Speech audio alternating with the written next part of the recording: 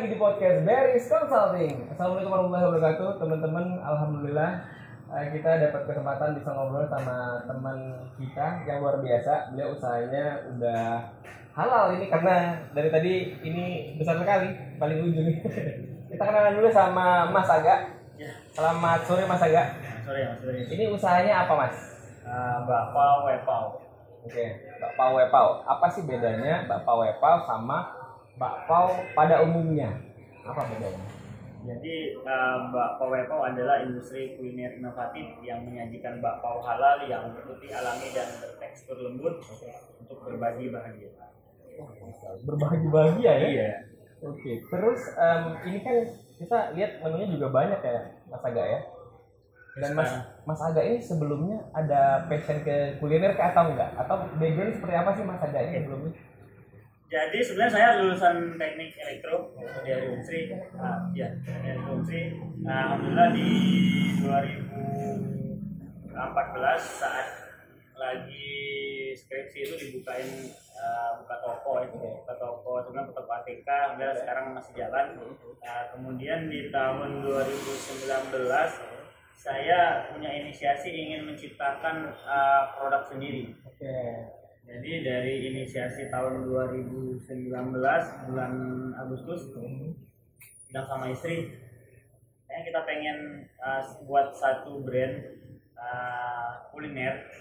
Jadi kita pikir apa yang bisa kita lakuin. Jadi cerita kita pengen buat bakpao karena di awal itu inisiasinya adalah karena kita suka roti ya. Oh iya roti. Iya roti karena bakpao kan ya, roti, tapi dia kan dikukus jadi lebih sehat. Jadi kita pengen buat kita senang makan roti, kita sering jalan nyari bakpao.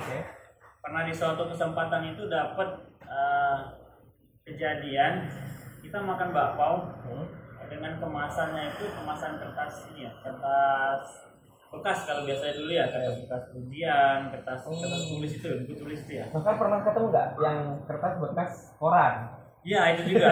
Jadi dari kejadian itu, jadi kita makan bakpao, tiba di rumah, bakpaonya itu biru semua Mas.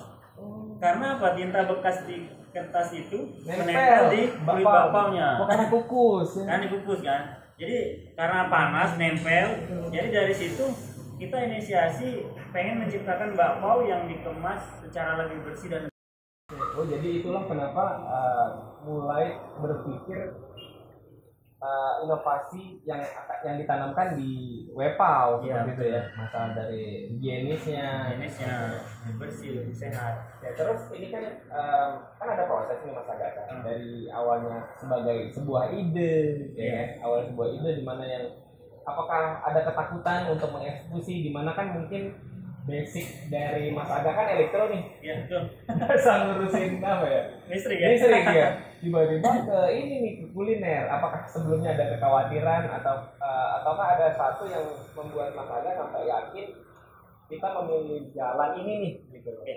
Jadi kayak ini, jadi ketika cerita awal tadi, ketika inisiasi pengen buat bakpao, saya bilang sama istri, kalau kita mau membangun sebuah bisnis, kita nggak boleh coba-coba. Ya. Jadi kita nggak mau jadikan pelanggan itu prinsip percobaan. Benar. Jadi dari situ dari bulan Agustus inisiasi 2019 tadi, bilang sama istri, coba cari tempat kursus untuk masak bakpao.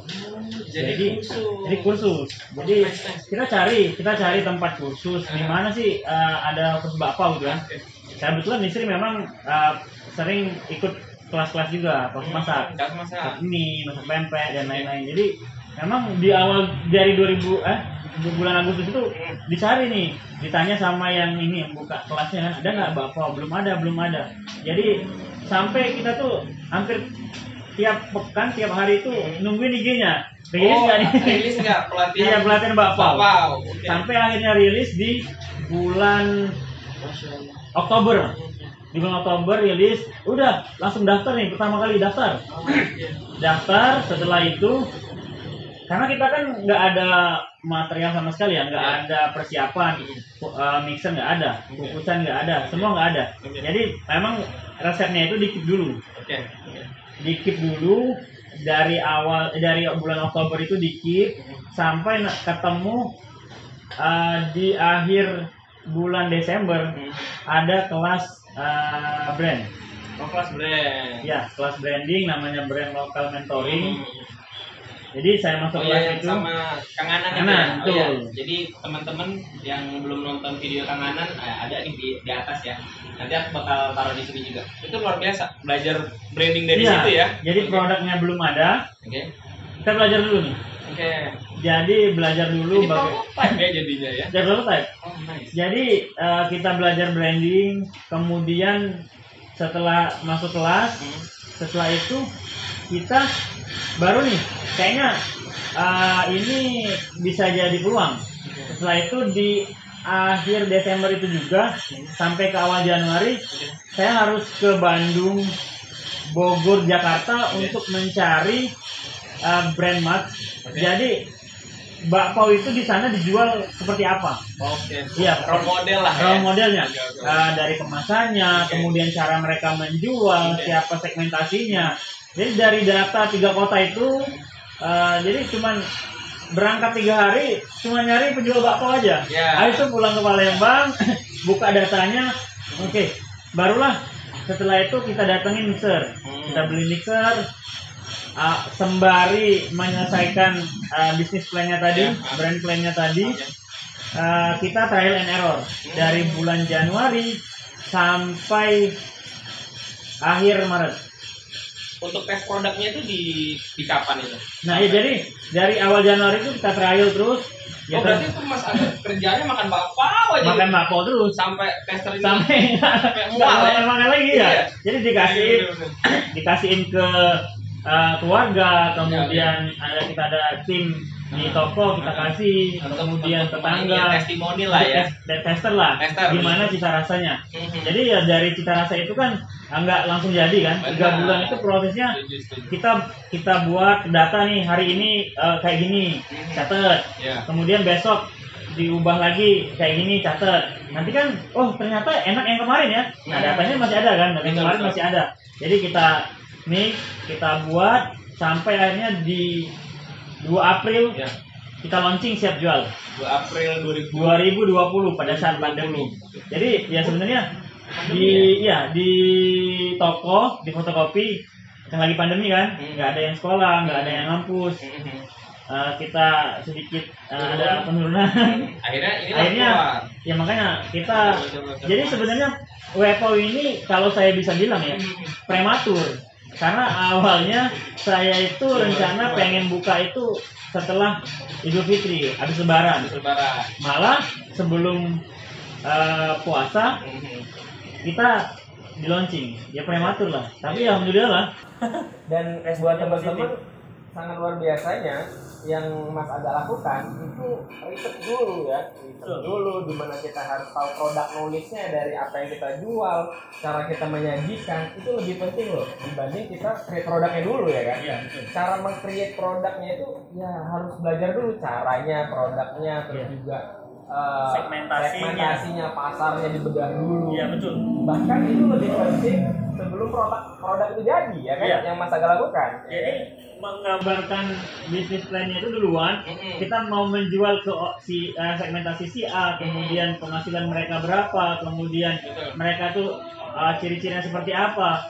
Baru nanti setelah produknya jadi, kita mau jual ke situ. Wow, nice. Itu karena kebanyakan teman-teman malah sebaliknya. Fokusnya produknya dulu tuh, produknya dibagusin, rasa ini segala macam. Abis itu produknya jadi, launching dan bingung ini siapa pembeli saya? Jualnya kemana? Pembelinya siapa? Terus mau dijual dengan harga berapa? Kemurahan atau kemahalan? Ini kan perlu riset. Iya betul. Luar biasa. Nah, ketika produk udah jadi nih, Mas Aga udah launching. Akhirnya waktu itu kan pas lagi COVID nih, di mana semua offline store dan kita banyak pembatasan ya kan. Kepikiran untuk langsung ready jualan gimana? Karena kan terkendala seperti itu, tokonya nggak ada orang datang seperti itu. Jadi balik lagi ke cerita awal, di awal Januari itu setelah buka kelas itu Wepau langsung buat Instagram. Langsung buat Instagram nih. Jadi Instagramnya itu feednya diisi dengan apa ya, proses trialnya kita, kemudian proses ya apa namanya gagal-gagalnya kita itu kita posting di Instagram semua. Kita buat konten duluan. Jadi sempat ya orang bertanya, mau beli Wepau gimana caranya? Padahal ya produknya belum ada. Masih trial karena kita nggak mau jual sebelum memang bener-bener produk ini fix bisa dijual. Oh, luar biasa. Itu juga jadi insight nih buat teman-teman. Kalau misalnya ternyata ketika kita lagi proses develop itu kita bisa share ya ke apa target market kita ya. Iya, betul. Kita bisa share di Instagram ataupun di website dan lain-lain. Dan itu salah satu pra ini ya namanya ya. Sebelum launching. Pra-launching itu sebelum launching kita udah bikin kontennya segala macam sampai menimbulkan awareness ke teman-teman apa ya target market kita. Ya, sampai akhirnya mereka tertarik untuk DM ataupun nanya beli di mana. Itu luar biasa ini harusnya tonton sampai habis ya karena memang kita bakal bahas yang lebih luar biasa lagi tetap di podcast Barry's Consulting.